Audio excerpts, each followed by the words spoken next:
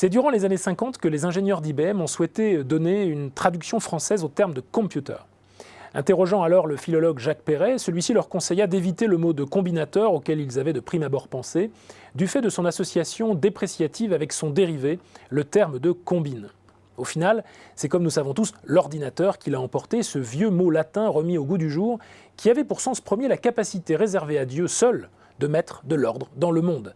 Deus ordinator signifie alors, selon le littré, Dieu ordonnateur du monde.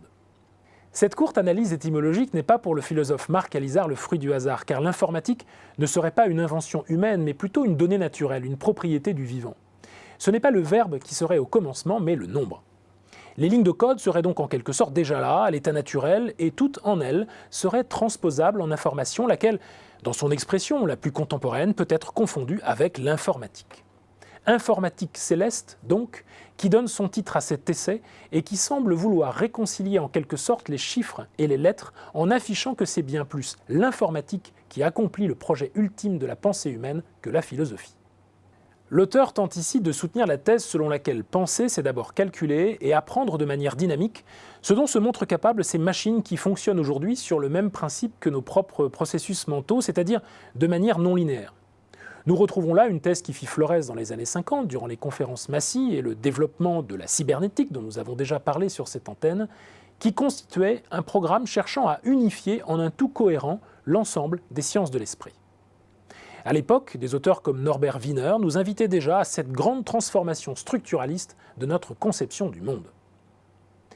Projet intellectuel d'une époque révolue, croit-on, dont parle Jean-Pierre Dupuy dans son livre Aux origines des sciences cognitives, dans lequel il montre les limites de cette pensée ingénieuriste réduite à un processus sans sujet. Mais ne nous y trompons pas cependant, cette ontologie indiquant que l'être est l'information, c'est celle qui prévaut en management depuis des dizaines d'années. Participant régulier des conférences Massy, Herbert Simon, l'un des plus influents auteurs en sciences de gestion, y déclarait en 1965 qu'en l'espace de 20 ans, les machines seront capables d'effectuer toutes les tâches que peuvent effectuer les hommes.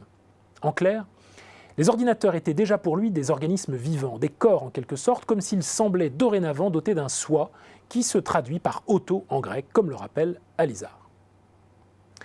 Face à cette conception originale en philosophie, mais on ne peut plus courante en management, Gilbreth, le disciple de Taylor, écrivait que l'objectif du management est de conduire les hommes à se comporter autant que possible comme des machines.